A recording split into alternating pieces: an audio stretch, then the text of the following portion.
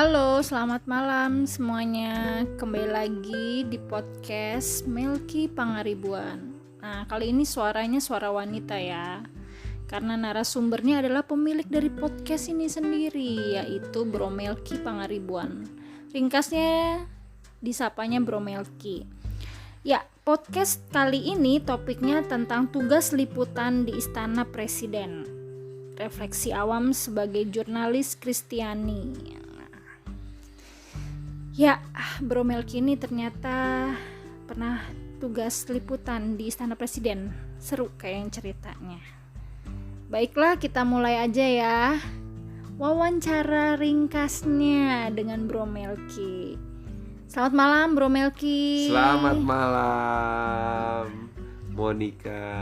Terima kasih ya jadi host ya malam ini ya. Betul sekali di podcastnya Bro Melki. Baiklah, sebelumnya nih Bro, topik kali ini kan sangat berkaitan dengan situasi saat ini ya, reshuffle kabinet RI, Presiden RI, kabinet Presiden RI, pemerintahan RI lah seperti itu. Nah, karena Bro Melki ini pernah liputan di Istana Presiden sebagai jurnalis, boleh dong sharing-sharing, berbagi cerita bagaimana pengalamannya bekerja sebagai jurnalis. Ya, terima kasih ya Monica ya. Ya memang spesial ya. Podcast kali ini kita mau sharing. Saya pribadi sebenarnya udah menyiapkan ide untuk membuat podcast tentang liputan di istana, karena waktu itu kan ada beberapa menteri yang terkena OTT dan ditangkap KPK. Biasanya akan ada reshuffle. Nah, saya ingat tuh waktu itu pernah reshuffle. Jadi saya ingin buat podcast, dan akhirnya kesempatan kali ini setelah fix beberapa menteri diganti, nah akhirnya baru kesempatan buat podcast. Nah, kalau mau cerita sedikit tentang pengalaman jurnalis, sebenarnya tahun 2016 ya, saya ingat banget itu reshuffle, liputan pertama saya ketemu presiden dan menteri secara langsung di istana. Jadi waktu itu tanggal 27 Juli 2016 itu Presiden Jokowi itu dan didampingi Yusuf Kala itu mengumumkan perombakan kabinet. Saat itu ada Bapak Ignatius Jonan, Anies Baswedan, Marwan Jafar, Saleh Hussein, Sudirman Said, dan Rizal Ramli itu keluar dari kabinet kerja Oh, itu Jokowi. reshuffle pertama ya? Kedua. Oh, kedua. Iya, okay. Waktu itu ada reshuffle pertamanya itu ada, tapi ini reshuffle kedua. Seingat saya sih reshuffle kedua ya. Lalu saat itu Jokowi akhirnya menggeser beberapa menterinya. Salah satunya itu Bapak Luhut Panjaitan, terus Bambang Brojonegoro, Bapak Thomas Lembong, terus Bapak Sofyan Jalil digeser posisinya. Lalu saya ingat banget itu karena waktu itu sekitar pukul 2 siang ya, itu Bapak Jokowi dan Yusuf Kala itu mengumumkan kabinet yang direshuffle. Terus kita para wartawan dan jurnalis yang ngumpul di press room itu diminta merapat ke taman di veranda talk di Istana Merdeka di tengah-tengah itu. Lalu memang saat itu ada beberapa menteri yang diganti, seperti Bapak Ignatius Jonan yang diganti Bapak Budi sebagai Menteri Perhubungan. Lalu ada Bapak Chandra Tahar, lalu ada Bapak Airlangga Hartanto, ada Prof. Muhajir Effendi, dan beberapa nama yang lainnya. Dan memang saat itu pertama kalinya saya foto, karena saya kan sebagai jurnalis media online ya. Saya dari media1harapan.com. Lalu saat itu bagi saya pertama kali saya harus berdiri menunggu, tegang, harus update dan sebagainya. Dan memang para menteri yang hadir itu menariknya satu persatu juga gitu, dikenalkan gitu, hampir mirip yang baru-baru ini terjadi kan. Dan bagi saya sendiri melihatnya adalah sejauh itu pengalaman yang sangat luar biasa gitu. Saya keluar dari zona nyaman saya harus berada di sesuatu yang baru, dan saya harus berhadapan dengan tugas yang istimewa, dengan protokol keamanan yang ketat, pas pampres dan sebagainya, dan apa ya istilahnya peraturan yang protokol yang harus dijalankan waktu itu tahun 2016 itu waktu itu saya merasa itu pengalaman yang luar biasa. Mungkin itu kira-kira yang perlu sebagai pengantar dulu ya. Nanti kita cerita-cerita lagi. Ya, nah itu kan tadi kan tentang tugas liputan di Istana Kepresidenan ya. Yeah. Nah, kalau untuk tugas liputan yang lain-lainnya mungkin bisa berbagi juga selain di Istana Kepresidenan. Saya sendiri sebenarnya jadi wartawan itu awal mulanya memang penulis dulu ya, penulis di Warta Gereja, terus kalau dulu kami ada Suara Clara, ada dulu tahun 2007 masih lama lah, masih kuliah dulu, suka menulis di Warta Paroki gitu kan, suka menulis liputan-liputan di kegiatan lingkungan. Terus kebetulan Paroki Santa Clara, kebetulan Bekasi. sama iya. Lalu setelah lulus kuliah saya akhirnya mendapat informasi ada lowongan kerja di salah satu media online di Jakarta, lalu saya daftar. Nah, tahun 2013 itu memang bagi saya suatu panggilan ya, karena itu juga tugas liputan pertama kali 2013 itu ditempatkan di kantor dulu.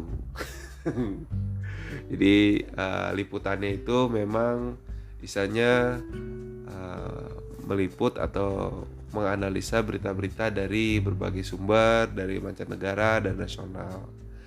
Lalu setelah beberapa job and training selesai, ditugaskan pertama kali itu di KPK, Komisi Pemberantasan Korupsi.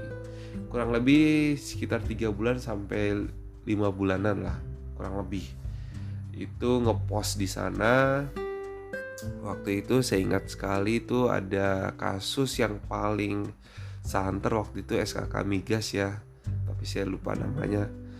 Dan lalu ada kasus-kasus lain di KPK. Saya lupa nih apakah nanti saya akan tampilkan video fotonya apa masih ada apa tidak ya. Saya waktu itu wawancara Johan Budi, nongkrong jadi wartawan, nyodorin mikrofon. Lalu sempat di DPR juga, lalu di Kementerian Perdagangan, di SDM dulu, di Kementerian Energi Sumber Daya Mineral, lalu dipindahkan lagi ke Kementerian Perdagangan, lalu ya beberapa acara-acara seminar dan sebagainya, lalu tugas-tugas liputan di doorstop di mana-mana gitu, dan kegiatan-kegiatan acara-acara tertentu. Itu yang kira-kira yang saya alami ya, kurang lebih sampai 2016 akhirnya liputan di istana. Nah itu juga ceritanya menarik. Jadi teman saya pindah ke media lain, lalu gak ada orang yang jatahnya di Satu Harapan di istana, lalu saya diminta untuk tugas di istana gitu. Kira-kira itulah. Lalu setelah itu sampai sekarang masih sebagai jurnalis. Lanjut. Banyak ya pengalamannya. Balik lagi terkait liputan di Istana Presiden saat itu tahun 2016 Ya. Itu apa aja sih syaratnya untuk tugas di Istana Kepresidenan RI?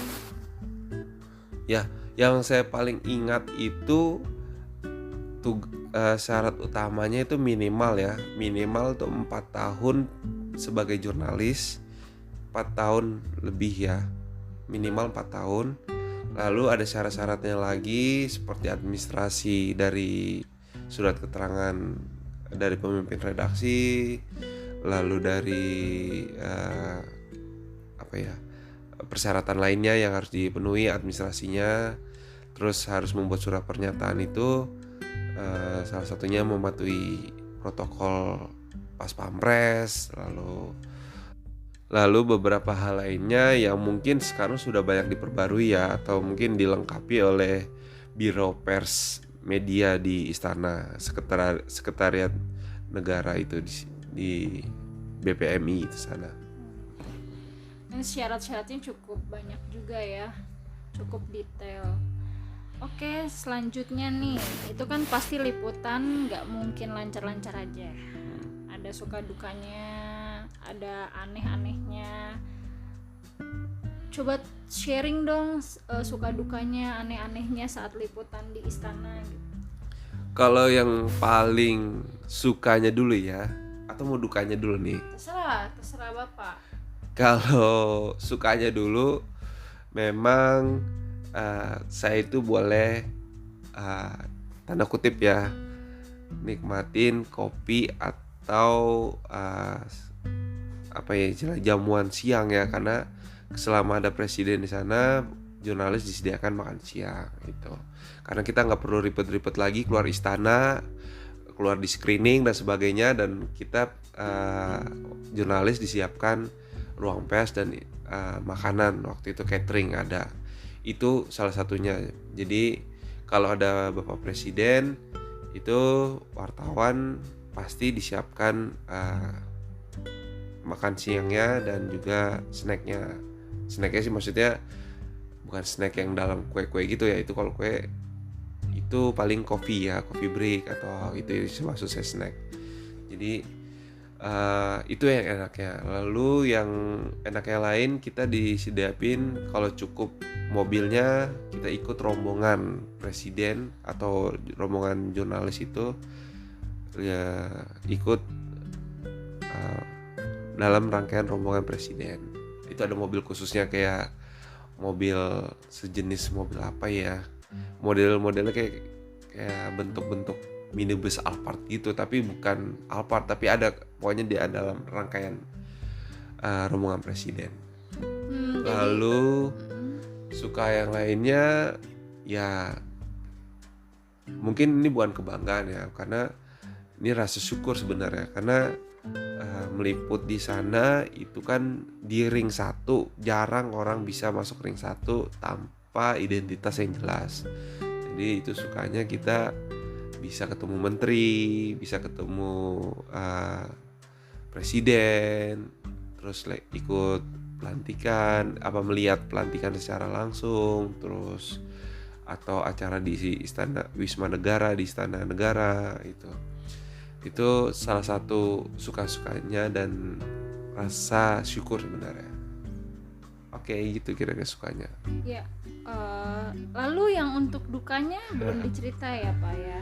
Ya, kalau dukanya memang karena saya sendiri, itu jadi lebih kerja keras. Jadi harus butuh teamwork di sana. Jadi kita butuh teman untuk dekat dengan jurnalis lain. Karena apalagi kalau media-media kecil itu kan terbatas kuotanya 1-2 orang. Kalaupun diutus dari kantor itu hanya 1 orang. Nah, kalau kita kerja sendiri itu capek banget, karena menterinya kan banyak sekali datang. Misalnya rapat terbatas, itu kan menteri A, menteri B, menteri C, itu kan butuh doorstop atau enggak wawancara cepat kan. Itu kan butuh banyak orang. Kalau kita mau diminta redaktur atau diminta kantor untuk wawancara si A, si B, nggak mungkin bisa semuanya. Akhirnya harus butuh teamwork. Nah, saya dukanya adalah nggak bisa mengejar semuanya, nggak bisa mengejar menterinya sekaligus. Jadi karena menteri datang, buru-buru masuk ke ruang rapat terbatas presiden, lalu keluar lagi nungguin kan, itu kan agak susah gitu. Jadi butuh teamwork di sana. Lalu duka yang lain adalah kalau beritanya atau isunya lagi hot, atau lagi panas, atau lagi rame di masyarakat, itu kedodoran atau keteteran karena banyaknya informasi atau narasumber yang memberikan pernyataan. Misalnya si Menteri A ngomong apa, si B ngomong topiknya, isunya apa. Itu kalau sekali banyak dapat, kita transkrip ini itu sendiri tuh capek. Jadi karena terutama presiden itu kan mungkin Bapak Presiden kan itu kan ngomongnya kan nggak banyak kan. Jadi kalaupun pidato paling lama 10 menit sampai 15 menit. Itu bisa kita transkrip cepat. Tapi kalau misalnya ada narasumber lain seperti Menteri A, B, C gitu, itu kita butuh waktu lagi. Kalau dia ngomongnya jelas, kalau ngomongnya nggak jelas, capek banget transkripnya. Nah itu butuh kerja keras yang lebih ekstra lagi, dan dukanya di situ adalah sendiri. Tapi kalau teamwork, kayak misalnya saya punya partner dari media lain gitu kan, saling sharing, lu tadi transkrip apa, menteri apa, terus tokoh apa gitu. Nah itu saling membantu. Ya mungkin itu 2 aja yang diingat. Ada lagi mungkin yang duka lain, nanti deh kita cerita lagi ada pertanyaan lain? Oh iya, panjang ya. Kayaknya lebih panjang dukanya, aku lihat-lihat. Ya, oke, baiklah. Mungkin ini kita ke refleksi awamnya ya. As jurnalis Kristiani. Kenapa di sini ada refleksi awamnya, supaya buat apa ya Bapak ya? Iya, refleksi awam itu adalah refleksi yang dilakukan seorang awam kepada segala sesuatunya yang berhubungan dengan dirinya, sesama, dan Tuhan. Oke, langsung saya cut ya, ntar panjang terus. Yeah. Ya, perasaan dan kesannya bagaimana selama liputan di Istana Negara sebagai jurnalis, dan mengkorelasikan itu dalam spirit Kristiani. Ya, karena saya dari awal adalah basicnya seorang Katolik dan Kristiani yang sudah mendarah daging, jadi saya melihatnya bahwa pengalaman seperti meliput di istana itu merupakan rasa syukur yang luar biasa. Karena background saya seorang katekis, lalu dalam pewartaan juga biasa mewartakan nilai-nilai Kristus. Jadi memberitakan itu bercirikan nilai-nilai yang Yesus ajarkan. Keberpihakan pada masyarakat kecil. Beritanya misalnya tentang kebijakan ekonomi, bagaimana kebijakan tertentu yang dikeluarkan pemerintah itu bisa mengatasi masyarakat kelas menengah bawah khususnya. Misalnya target pemerintah menurunkan angka kemiskinan. Apakah benar-benar masyarakat itu benar-benar miskin, bisa naik levelnya atau berkurang, atau justru sebenarnya masyarakat belum merasakan. Nah, bagaimana nilai beritanya itu bisa menunjukkan bahwa kita melihat negara dan masyarakat itu jelas nyatanya gitu dalam kebijakan dan juga implementasinya. Ya, tadi saya sempat dengar bahwa backgroundnya awal mulanya katekis jurnalis, sama-sama is ya, cuma beda jauh. Bukan iblis ya? Oh iya, Bapak yang iblis. Oke. Jadi maksud saya adalah itu kok bisa gitu loh. Sebenarnya Anda ini katekis yang emang lulusan katekis atau jurnalis yang emang lulusan jurnalis? Ringkas saja ya Pak. Iya. Ya, intermesonya jelaskan itu. Enggak, sebenarnya saya tuh lulusan guru malah. Oh gitu. SPD gelarnya. Sarjana Pendidikan di salah satu universitas di Jakarta. Oke. Lalu di Atma Jaya tepatnya ya, kalau boleh endorse kampus sendiri ya. Oh, lulusan Atma ya Pak. Iya. Oh, Iya. Atma Jaya. Oke. Lalu 2012 tamat, sempat ngajar dan juga melayani di salah satu yayasan anak jalanan di Pondok Gede. Lalu setelah itu 2013 terpanggil untuk menjadi jurnalis media online di satuharapan.com. Oh gitu. Ya. Oke, sekarang jadi kelihatan benang merahnya. Katekis mewartakan iman Kristus ditambah dan dimudahkan dalam jurnalis. Bentuknya nasionalis. Oh gitu. Is semua ya, bukan iblis, Pak. Iya. Baiklah, sekarang kita ke bagian yang penghujungnya. Artinya apa sih pesan dan harapannya untuk para pemuda sekarang ini gitu. Sebenarnya sih harapan banyak ya. Baca aja satuharapan.com, itu harapannya banyak. Dan memang kita sendiri atau gua sendiri punya harapan banyak buat siapapun yang ingin pertama menjadi jurnalis ataupun ingin liput di istana.